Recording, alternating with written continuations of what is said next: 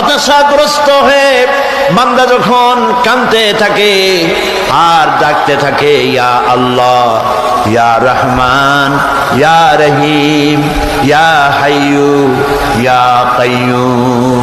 একটুখানি তাহাজ্জুদে ওঠেন, গভীর রাত্রে ঘরের সবাই যখন ঘুমানো, আপনি তখন উঠুন, উজু করে একাকী রুমের ভিতরে ঢুকে তাহাজ্জুদের নামাজ আদায় করে চোখ বন্ধ করে যদি ডাকতে থাকেন মধুর সুরে, ইয়া আল্লাহু, ইয়া রহমানু, ইয়া রহিমু, ইয়া হাইয়ু, ইয়া কাইয়ুম।